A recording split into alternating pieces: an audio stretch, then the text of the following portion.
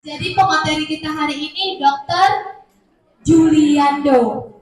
Ada yang udah pernah ke Dokter Juliando, Bapak Ibu? Belum. Jadi Dokter Juliando ini partner sama Dokter Richard. Mungkin beberapa jamnya cocok di Dokter Richard ya Bapak Ibu. Karena emang dokter dominan di pagi sama sore. Tapi kalau saya lihat trennya pensiun ini tuh datang di siang hari. Betul ya Bapak Ibu?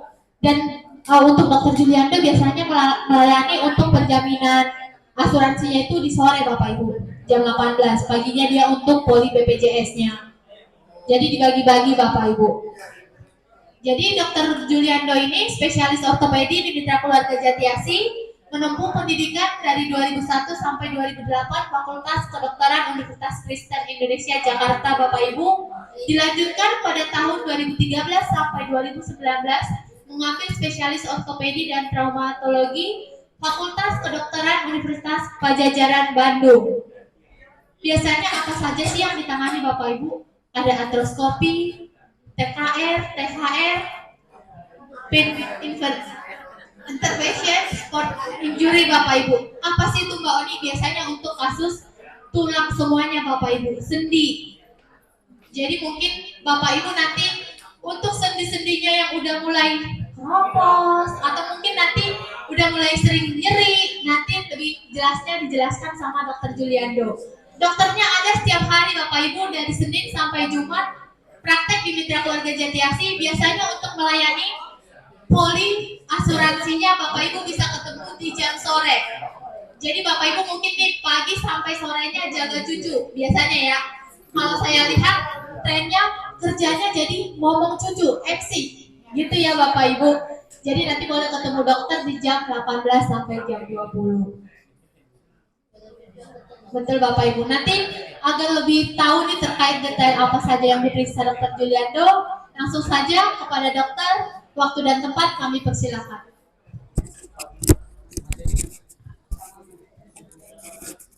Bismillah.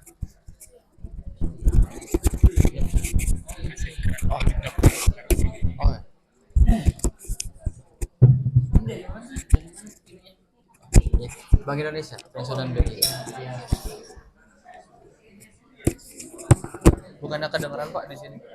Bukan kedengeran kalau tutup. Selamat pagi, assalamualaikum warahmatullahi wabarakatuh. Dok izin Dok. Tes di sini ya, dipakai. Sampai grogi Bu saya Bu. Taruh di sini. Oh, ya. Oke. Ya. Bentar ya Bu ya.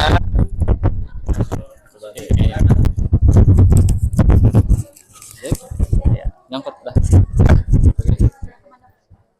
Ya, mohon maaf saya telat sebelumnya karena praktek poli dulu.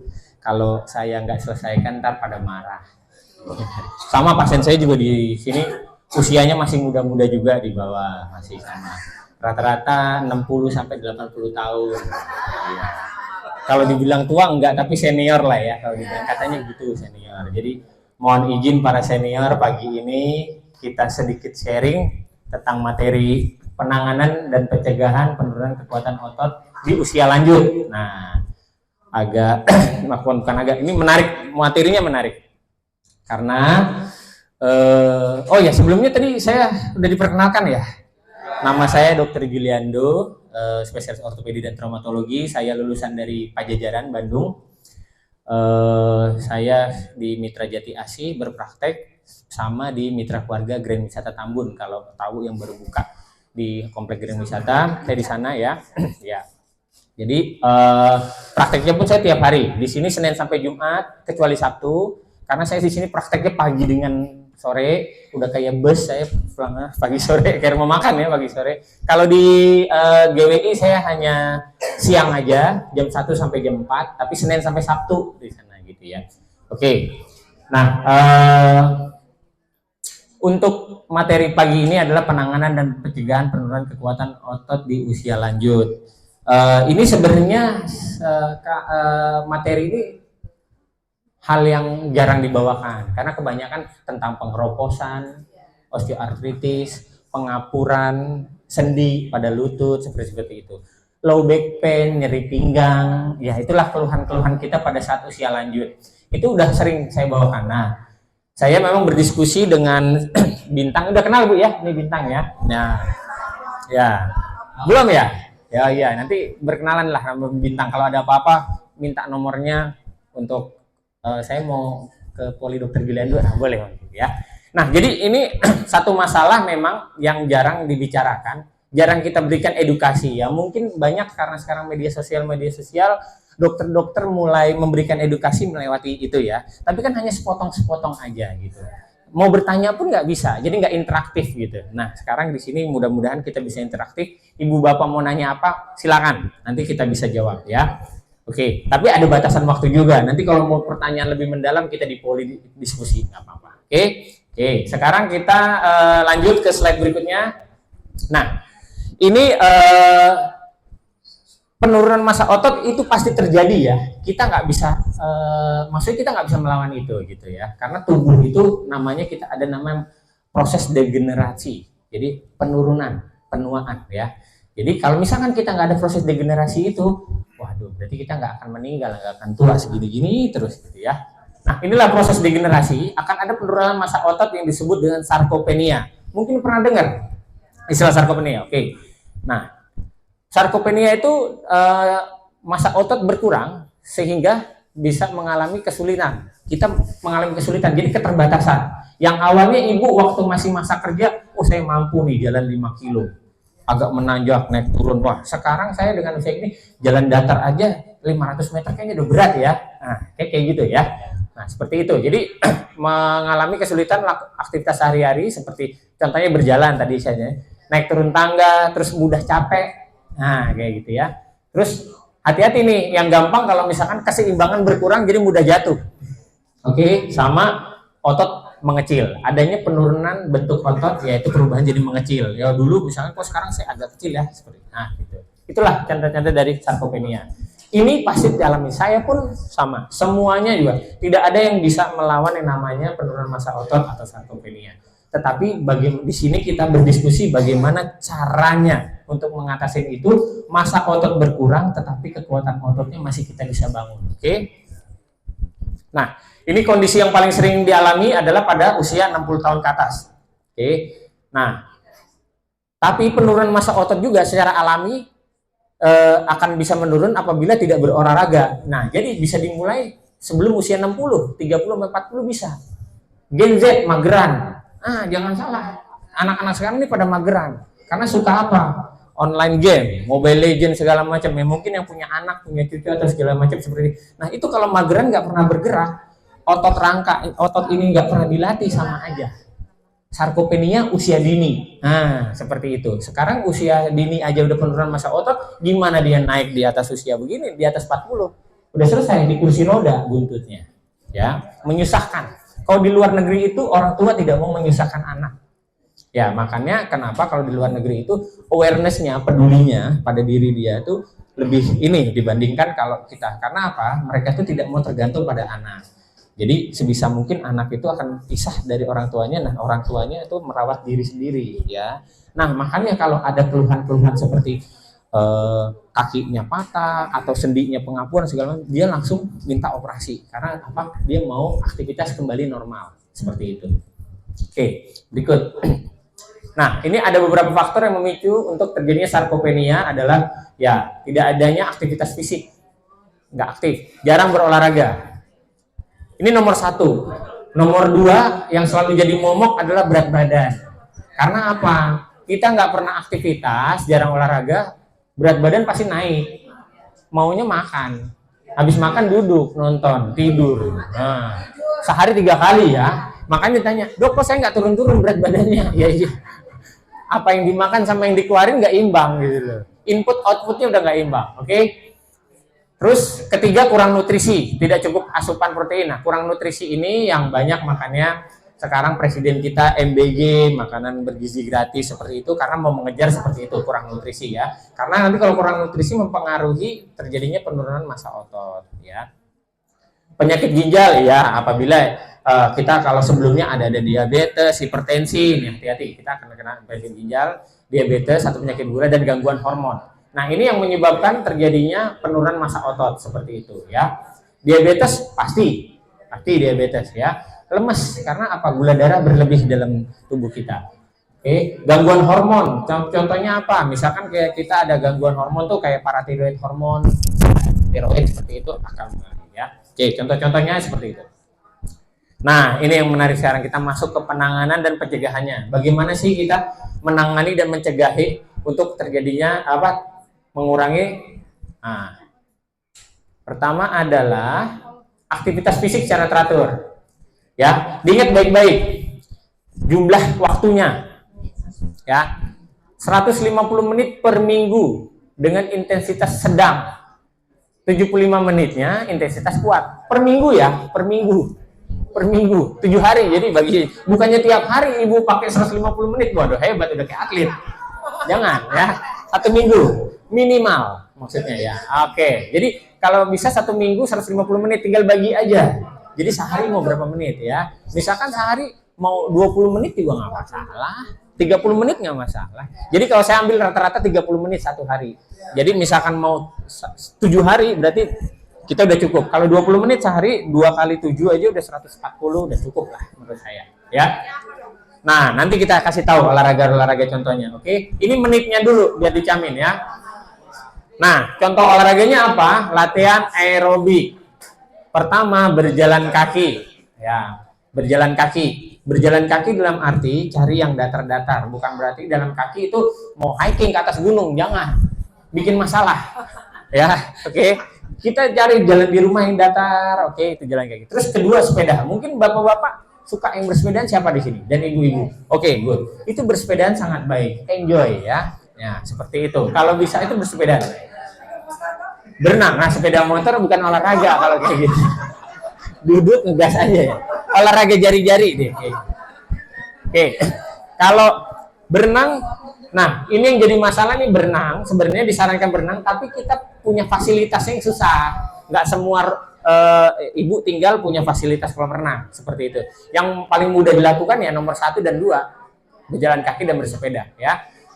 Itu pilihannya olahraga aerobik itu untuk kesehatan jantung dengan daya tahan tubuh seperti itu ya. Jadi kalau kita banyak jalan sebenarnya acuannya itu 10.000 langkah sehari. 10.000 langkah sehari itu akan membakar lemak kita. Oke. Mulai dicoba. Makanya kalau kita berjalan jangan berpikir, "Oh, saya berjalan nggak ada rasa nih, coba-coba jogging." Jangan. Jogging itu malah memberikan hentakan-hentakan di lutut dengan pergelangan kaki. Jadinya nanti apa? Kalau sakit ibu sama bapak pada malas buat olahraga, malah menyalahkan, wah saya jogging makin sakit, besok nggak mau olahraga deh, nggak nyaman gitu ya. Tapi kalau ibu jalan kaki, rileks sambil ngobrol segala macem, nah itu sangat bermanfaat. Sepedahan juga ya. Kalau renang ini mungkin akan sulit, saya juga ngakuin kalau nggak ada fasilitasnya sulit nih. Oke. Nah ini yang kedua, latihan kekuatan, muscle strength. Kadang orang bilang saya udah tua dok, nggak perlu melatih kekuatan. Salah. Latihan kekuatan tidak ada batasan waktu. Jadi tidak ada kata terlambat juga ya. Oke, latihan kekuatan ini dilakukan latihan untuk meningkatkan kekuatan otot setidaknya dua kali seminggu. Jadi latihan muscle strength itu 2 kali seminggu. Pilihannya boleh di Selasa, Senin, Rabu, Rabu, Jumat, Selasa, Kamis boleh. Pokoknya tinggal dibagi seminggu 2 kali. Oke? Ya. Terus karena ini penting. Pentingnya apa? Berhubungan sama kesini nanti. Berjalan kaki karena ini kan menggunakan kaki, bersepeda sama. Lower body-nya kita ini sering dipakai ya dibandingkan yang atas. Ya, upper body-nya tuh jarang. Nah, kalau kita nggak latih kekuatan ini di bagian bawah, kaki, paha, beri segala macam, nanti buntutnya pada saat ibu lakukan rutin seminggu itu pegel-pegel, mudah cedera segala itu. Jadi tetap kekuatan otot harus diselipin seminggu 2 kali ya. Oke. Nah kalau latihan keseimbangan dan fleksibilitas ini biasanya kalau misalkan suka yoga atau ada apa tuh pagi-pagi yang apa tai chi segala macam ya. Kalau nyuci itu latihan satu arah tangan aja. Nah seperti itu contoh-contohnya ya. Jadi memang kalau saya lebih menyarankan kalau ini lebih bagus di tempat fitness nge-gym. Nah, sekarang kan banyak tuh kayak apa tuh, GitHub, FTL ya, banyak tempat fitness kecil-kecil gitu yang lebih menjamur. Nah itu nggak apa-apa. Jadi jangan malu untuk mendaftar, nggak apa-apa. Karena di situ nanti akan disesuaikan juga untuk orang tua beban-bebannya gitu. Seperti itu, betul. Nah tapi nanti kalau misalkan males ke tempat, ya, saya kayaknya nggak enak dok, malu ke tempat gym. Saya akan kasih tahu contoh-contoh gerakan yang bisa lakukan di rumah ya. Ya. Nih, latihan kekuatan untuk lansia. Nah, masuknya di sini. Harusnya jangan lansia ya, senior ya. Ya, ya. Oke, bisa nanti kita coba sekarang. Next. Nah, lying hip bridge. Ini bisa di rumah lakuin ya. Oke. Ini untuk otot apa? Ini untuk otot pantat dengan betis. Nah, dan apa? Nih paha bagian belakang. Nah, ini jadi tiduran. Ini naik ke atas. Ini naik ke atas, oke? Gunanya itu untuk bokong paha belakang dengan betis. Tapi lebih fokus ke bokong dengan paha belakang. Paha belakang itu hamstring. Nah, daerah pantat ini untuk berjalan, ya. Jadi ini lakukan. Berapa banyak sih repetisinya? 1 set 10 kali aja. 3 set, ya. Oke. 3 set. Oke, ini yang pertama ya. Oke, udah ya. Berikutnya. Nah, squat to chair. Jadi bisa dari duduk berdiri. Oke. Duduk.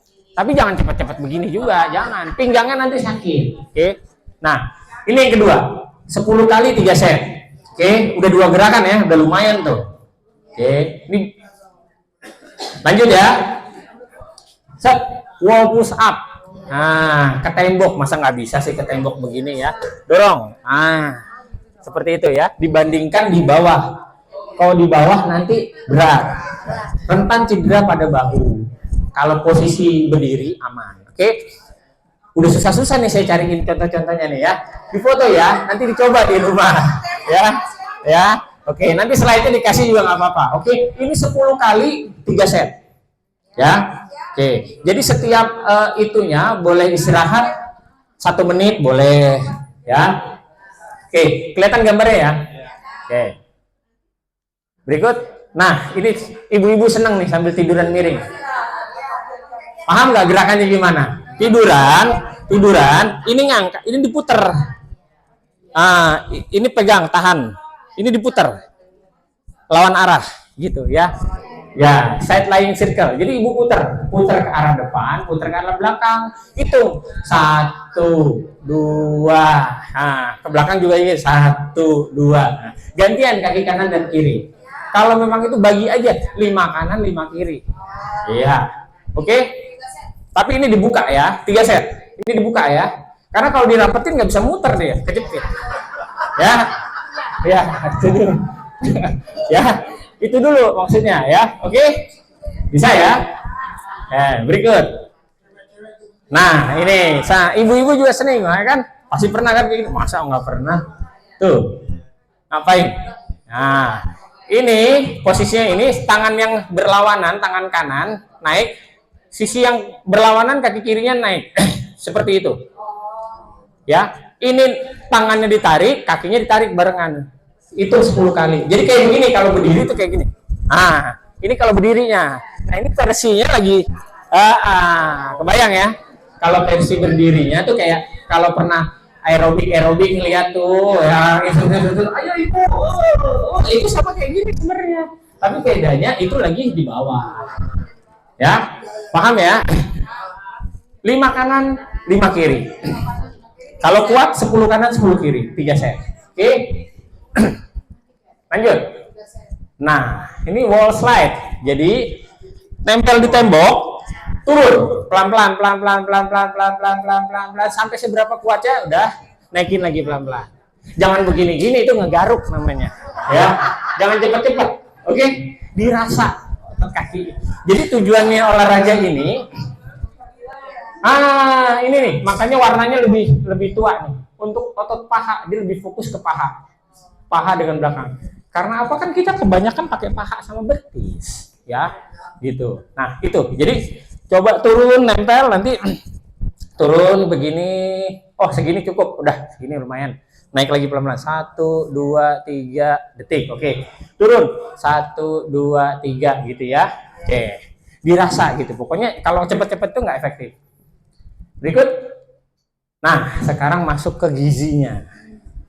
Asupan apa sih, Dok, yang harus dimakan? Nah. Tuh. Tinggi protein pertama kali. 1, tinggi protein dapat dari mana? Telur, susu. Saya selalu masukin dada ayam. Berikut daging merah. Tapi daging merah kalau ada yang asam urat jangan ya. Rentan asam urat tinggi. Oke. Jadi masukin seperti telur putihnya aja. Telur putihnya aja. Susu boleh apa aja. Mau susu etawalin lah, susu yang kambing, mau susu anlin. Selama ibu bapak tidak enak, silakan. Ya. Kedua, terakhir dada ayam. Dada ayam itu proteinnya sangat tinggi. Oke, dada ayam tuh boleh mau dipotong-potong, di slice segala macam. Silakan mau di fillet. Nah, ngertilah ibu-ibu lah pokoknya. Ya. Tapi kurangin dengan cara penyajiannya. Kurangin digoreng. Kalau bisa di grill atau direbus atau dikukus. Oke, seperti itu, ya. Nah, boleh seperti itu. Nah, kalau daging merah apabila ibu bapak tidak ada asam urat, silakan ya, daging sapi ya boleh. Oke. Kedua, makanan yang mengandung vitamin D. Sudah tinggi protein pertama, kedua vitamin D. Kenapa sih saya selalu fokus vitamin D? Vitamin ini adalah yang sangat baik diterima oleh reseptor seluruh tubuh. Baik itu di organ pencernaan, organ pernapasan, hati, ginjal, di otak, semua segala macam, di tulang pun ini sangat berperan baik. Di tulang fungsinya apa? Ini sebagai kendaraan yang membawa kalsium, bawa ke kalsium ke dalam tulang. Jadi kalsium yang udah kita minum, yang bawa itu kendaraannya si vitamin D. Nah, kalau waktu COVID kemarin kenapa disuruh fokus vitamin D? Itu karena untuk autoimun, untuk apa? Bukan autoimun, untuk antibodi kita, naikin imun tubuh kita, ya. Jadi banyak fungsinya. Terus vitamin D nanti bikin penyakit ginjal? Enggak, itu hoax. Nah, orang sakit ginjal diterapi dengan vitamin D sembuh. Banyak, sudah banyak. Termasuk ada orang tua teman saya juga gagal ginjal, dia terapi vitamin D. Tapi nanti dosis vitamin D yang kita harus kasih tergantung dari pemeriksaan darah. Jadi kadar vitamin D dalam darah itu berapa? Itulah yang jadi acuan kita berapa saya mau kasih. Oke, berapa dosis maintenance setiap hari. Oke. Nah, sekarang dari mana vitamin D? Sama, satu lagi susu. Kuning telur. Nah, tapi ini kuning telur takut nanti kolesterol ya, gitu. Ikan tuna banyak. Sayurnya saya lupa masukin, sayur brokoli. Brokoli vitamin D-nya tinggi sekali. Jadi kalau itu beli aja brokolinya mau dikukus semuanya. Itu brokoli paling gampang dapat ya. Vitamin D-nya tinggi. Kalau ikan tuna silakan, tapi kan tuna mahal. Susah ya. Iya, oke. Nah, ketiga masuk ke asam lemak omega 3. Nah, omega 3 ini dari minyak ikan, kedelai, ikan tuna sama dari makanan laut. Nah, omega 3 ini kenapa saya juga masih minum omega 3. Jadi omega 3 itu kalau di penelitian bahwa dia akan memperlancar pembuluh darah. Apabila pembuluh darah kita ada plak-plak karena kolesterol, minum kita konsumsi omega 3 itu akan membantu yang ada plak-plaknya itu tergerus dia nanti. Ya. Jadi dengan minum omega 3 itu membantu. Oke? Nah, makanya saya masukin omega 3 ya. Jadi cukup 3 ini aja nih. Udah. Insya Allah panjang umur sehat kita dengan aktivitas. Oke, ya. Inilah yang kebutuhan gizi tubuh, tadi jenis-jenis olahraganya dicoba di rumah. Ini asupan-asupan yang harus dimakan ya. Kurangin yang namanya santan, kurangin namanya kacang tanah. Kacang tanah itu dari apa? Gado-gado, pecel. Saya nggak nyalahin si pecel sama gado-gadonya. Sayurnya bagus, tapi bumbu kacangnya itu kacang tanah nggak baik. Itu meningkatkan kolesterol dan asam urat. Santan juga, tepung-tepungan juga ya. Tepung-tepungan tuh semuanya yang makanan mengandung tepung itu nggak baik buat kita kalau terlalu banyak. Santan juga terlalu berat tubuh kita. Terakhir adalah minyak. Indonesia ini nggak pernah lepas dari minyak goreng gitu. Dikit-dikit kayaknya kalau direbus nggak enak nih. Tambahin minyaknya gitu ya. Itulah yang sebenarnya menjadi sumber penyakit di tubuh kita, ya. Jadi kebiasaan apa yang kita makan itulah mulai kita batasin, ya. Karena kan kita mau long life kan nih, kita mau umur panjang nih ya. Oke. Berikut habis ya. Oke, berarti kita sekarang lanjut ke tanya jawab ya. Oke, ya, silakan. Oke, kita nyalain dulu lampunya. Ini aku dari belakang baju korban udah. Udah pada mau nanya semuanya. Berarti semuanya pada perhatiin. Ini kita ada kasih hadiah juga buat penanya, tapi 3 orang tercepat. Oke. Semuanya cepat ya. Semuanya angkat tangan. Yang cepat angkat kaki deh. Jangan. Nanti aku disalahin. Ya, oke. 3 orang yang tercepat yang dapat hadiah. Ya. Nanti sisanya tergantung dari Dr. Juliando mau nambah berapa pertanyaan lagi. Oke. Coba angkat tangan dulu semuanya. Siapa ya? Yang mau nanya maksudnya? Ini dah nanya nih. Jangan. Ini dokter aja. Ya. Yang belakang deh.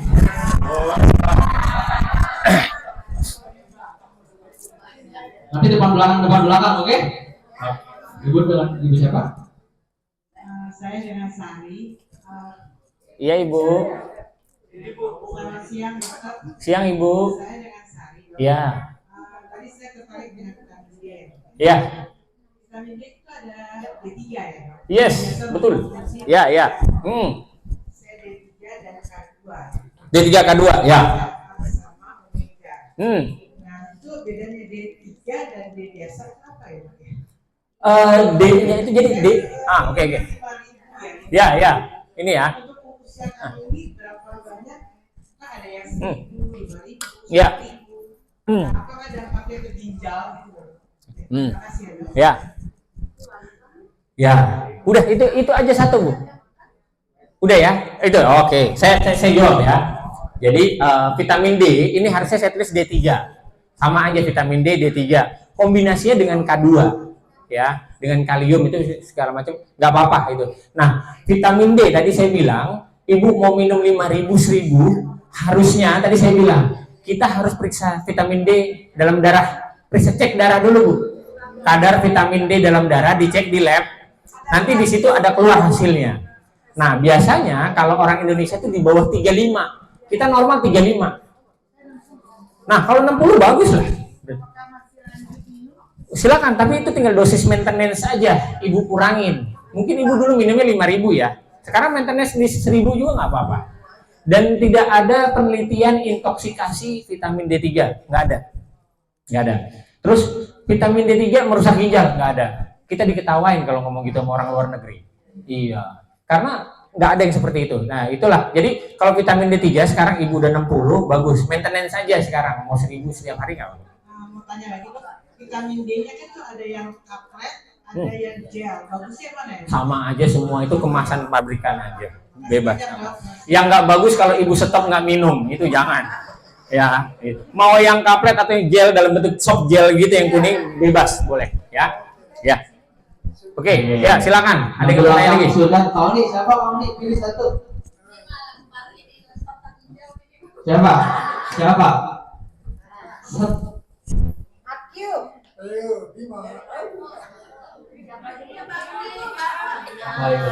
Tadi udah paling belakang sekarang.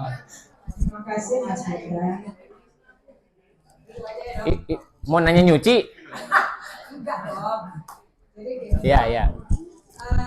saya itu alhamdulillah sehat.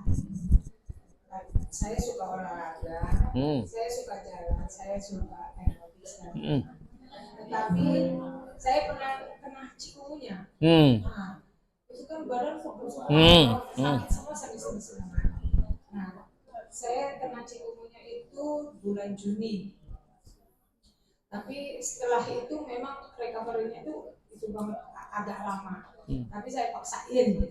Nah, itu yang saya tanyakan karena berkaitan dengan otot.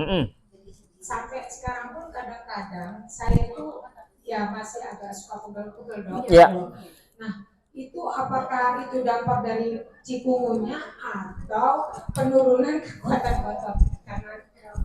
Karena gitu dok, ini kaitannya gitu. Itu aja sih yang saya tanya. Ya. Makasih. Oke, pegang aja ya. Jadi cikungunya, itu kan cikungunya penyakit karena kita nyamuk ya. Jadi memang gejalanya kita pasti akan pegel-pegel. Semua persendian, linu semua sakit. Memang begitu virusnya dia memang menyerangnya seperti itu gejalanya. Tapi kalau cikungunya berkepanjangan, hampir nggak ada. Gitu. Jadi misalkan kayak tadi ibu nanya kan, berarti ini saya masih pegel-pegel segala macam, apakah efek dari cikungunya? Sebenarnya itu udah enggak. Ya, selama karena kan tubuh membentuk antibodi pasti nanti terhadap cikungunya. Sama kayak misalkan demam berdarah, tubuh akan membentuk antibodi juga terhadap demam berdarah. Jadi sesuatu hal yang baru dia akan copy. Tubuh tuh begitu hebatnya tubuh kita tuh ya. Dia akan copy, dia lihat, oh kita bentuk yang sama, seandainya datang yang serupa, kita udah bisa tangani. Itulah hebatnya Allah ciptakan tubuh kita. Kita nggak bisa membuat kayak gitu. Jadi kalau yang ibu bilang kenapa masih pegel-pegel berlanjutan, itu kemungkinan bukan karena cikungunya lagi. Memang sudah terjadi proses tadi saya bilang sarkopenia. Nah, ya.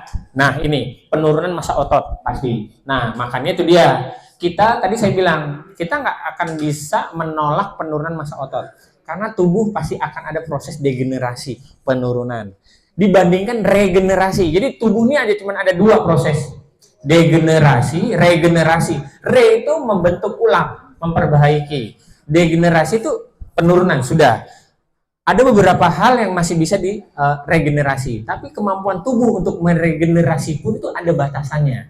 Dengan bertambahnya usia kita, kemampuan regenerasi pun tidak sebagus anak-anak, tidak sebagus usia remaja, tidak sebagus dewasa muda, seperti itu ya.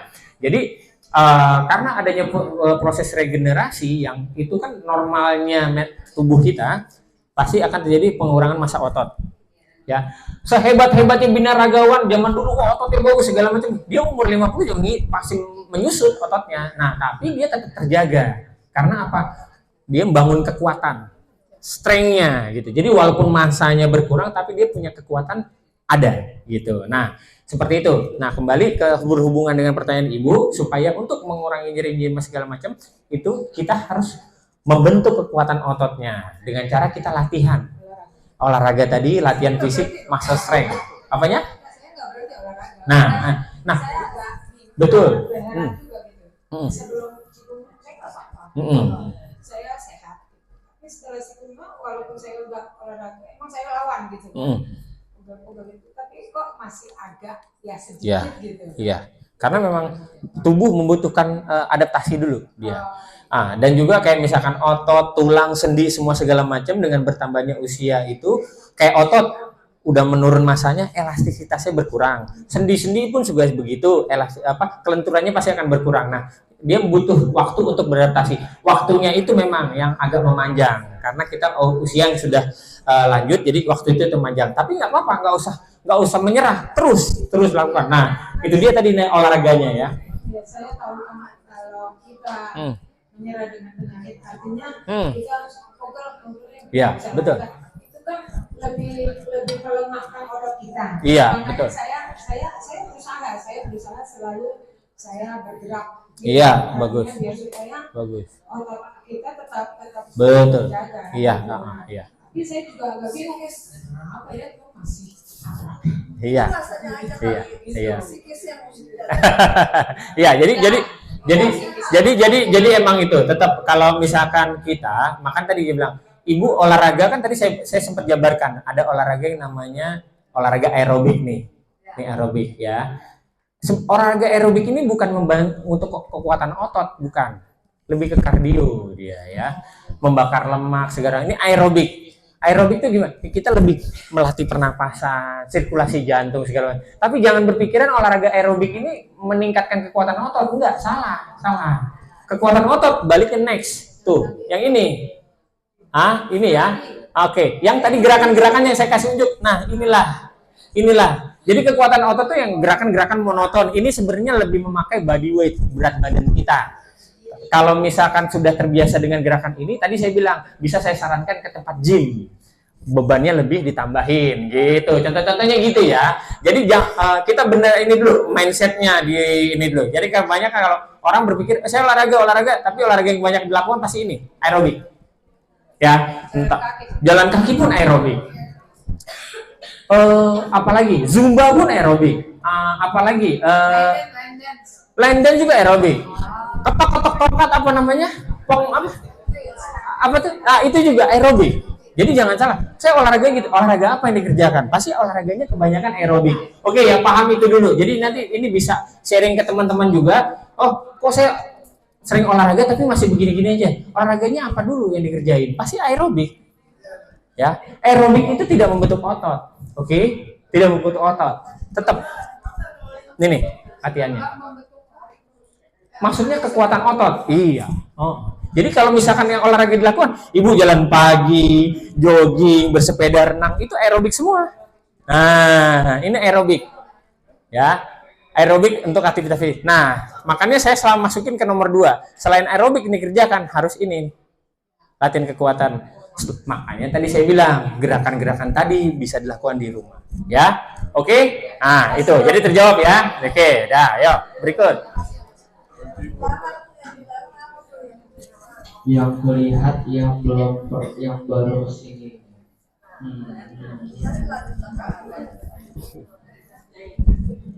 Boleh, Ibu siapa?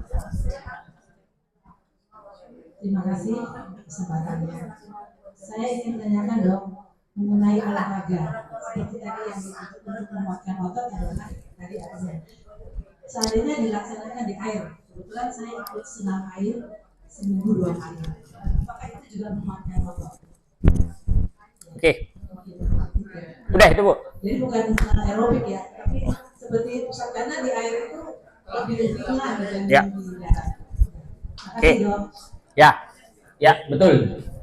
Oke, jadi memang itu ibu melatih kekuatan otot di air dengan mengurangi beban sebenarnya.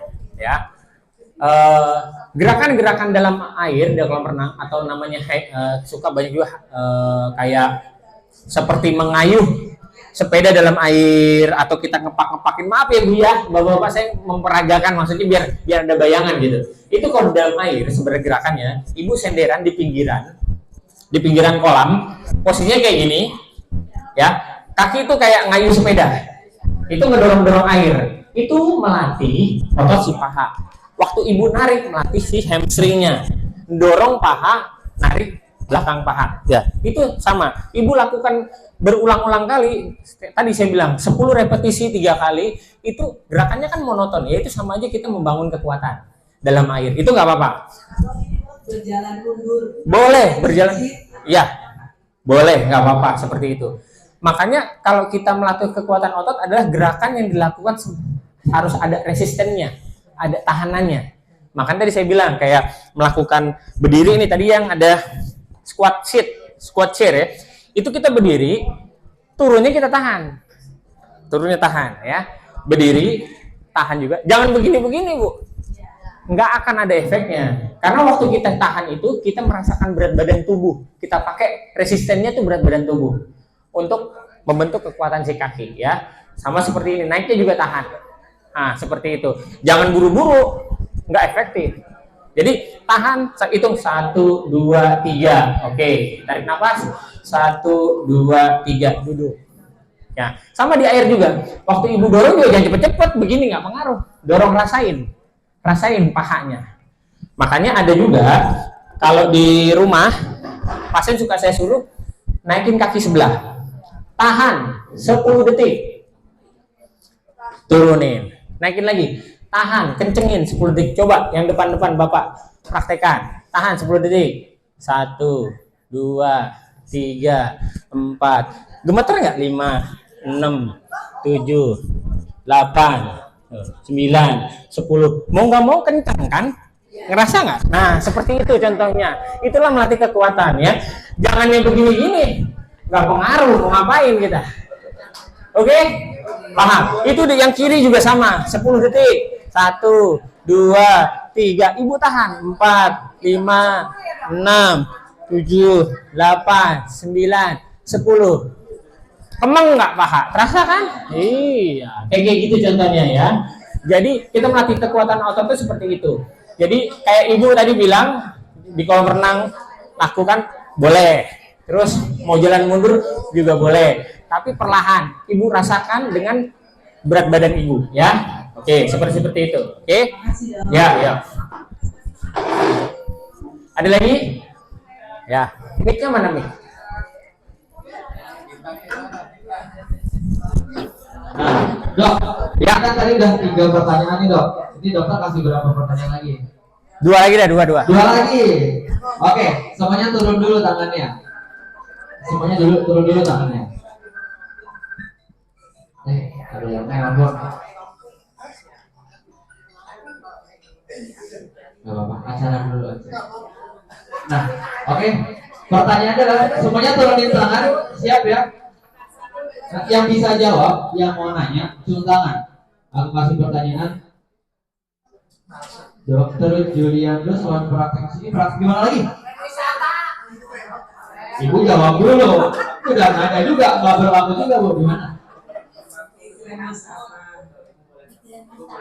Oh ya, pertanyaannya, dok. Ya, Bu. Tapi kan ada makanan-makanan yang bisa kita konsumsi. Ya. Kalau kacang itu kan ada konsumsi. Yang nanya mana Ibu? Oh, ya. Saya ketutupan. Kalau kacang tanah kan ada ini ya kontraknya ya. Nah untuk pengganti itu kan kalau makan sayur pengganti pecel itu apa kira-kira apa bisa kacang almond atau kacang apa? Kecap. Ya, Kecap. Bu, kan pecel itu kan namanya juga pecel makan tradisional, gabungannya ada sayur, tahu, tempe, telur.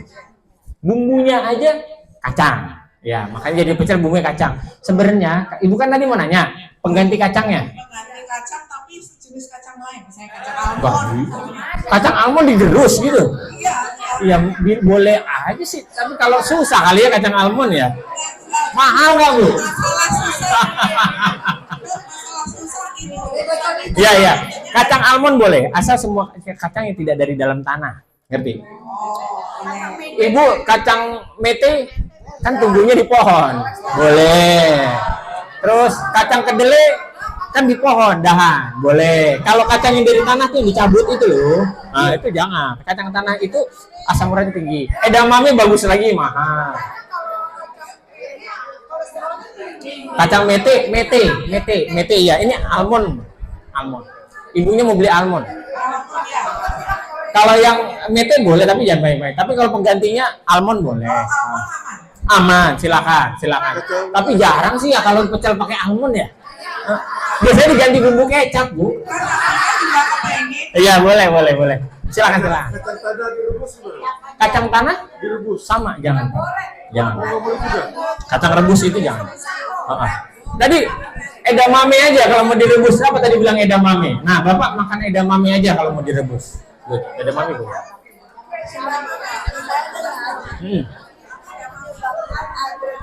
Dok, tadi ada yang nanya dok. Oh iya, kalau terlalu banyak sering.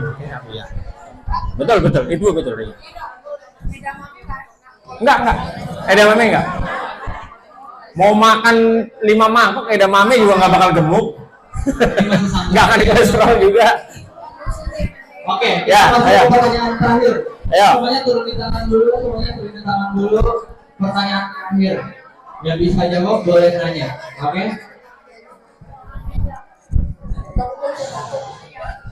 Dokter Juliando prakteknya hari apa aja?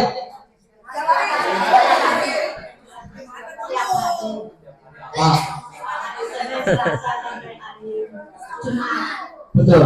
Coba boleh nanya. Ya. Dok, Ya, Bu. saya itu pernah kena ini dok frozen shoulder. Frozen shoulder, ya. Jadi sampai sekarang itu kok masih sudah berat ini. Apakah tidak bisa sembuh ya? Jadi sampai sini tuh nggak bisa sampai ke atas itu. Bagaimana? Apa tidak bisa sembuh karena usia saya atau apa yang harus dilakukan? Terima kasih. Ya. Nah. Udah, oke. Ini bagus pertanyaan Ibu. Banyak juga kasusnya nyeri bahu pada orang tua banyak. Ini belum pernah kita bawa ya nyeri bahu ya. Next lah paling. Nah, jadi kasus frozen shoulder adalah yang paling banyak pada orang tua. Frozen, kaku, shoulder bahu. Kaku itu disebabkan karena nyeri dulu, nyeri sakit. Karena sakit, otak merintahin jangan gerak. Malas geraknya sedikit-sedikit. Lama-lama kan kayak engsel. Engsel kalau nggak pernah dimainin macet dia sama ini. Nah, sebenarnya yang terjadi di frozen shoulder adalah perlengketan. Di sendi sini lengket jadinya. Dia tuh kalau sendi ada kapsul, anatominya seperti itu. Dan ini memang sendi yang sangat kompleks. Kompleks dalam arti satu-satunya sendi yang banyak geraknya. Nah, ini genit nih sendinya, banyak gerak. Ke sini bisa, ke sana bisa, ke sana mau ke garu-garu belakang bisa. Ya, baru. Kalau yang lain paling begini-gini aja, ini begini-gini. Kaki pinggul ke depan, ke belakang, ke samping, udah. Dia nggak bisa ke atas ini dia, ke belakang gini nggak bisa kecuali kalau fleksibilitasnya bagus. Jadi bahu ini sangat kompleks. Pada saat terjadi keluhan nyeri, dia nggak mau gerak. Didiemin sehari, 2 hari, sebulan nggak gerak, lengket akhirnya. Terjadilah kekakuan, makanya bahasanya frozen shoulder. Sebenarnya kalau terjadi perlengketan seperti itu, tindakannya pertama memang kita berikan anti nyeri dulu, obat nyeri. Kita fisioterapi, tujuannya untuk melatih gerakan. Tetapi kalau itu nggak berhasil, masih juga lengket, ya mungkin bisa kita lakukan tindakan injeksi namanya, pemberian obat-obatan anti peradangan ke dalam bahunya. Itu pun masih nggak berhasil, terakhir kita artroskopi, namanya tindakan operasi artroskopi. Kita bebasin yang lengketnya, kita buang. Artroskopi itu pakai kamera dimasukin, jadi sayatannya hanya setengah senti, masuk kamera, bisa lihat pakai TV nanti. Kalau pasien nggak bisa ngelihat mungkin karena tidur ya, keluarga pasien mungkin bisa lihat. Nah, ada perlengketan, itu perlengketannya kita benerin, dibuang supaya sendinya bisa bebas bergerak lagi. Itu finalnya.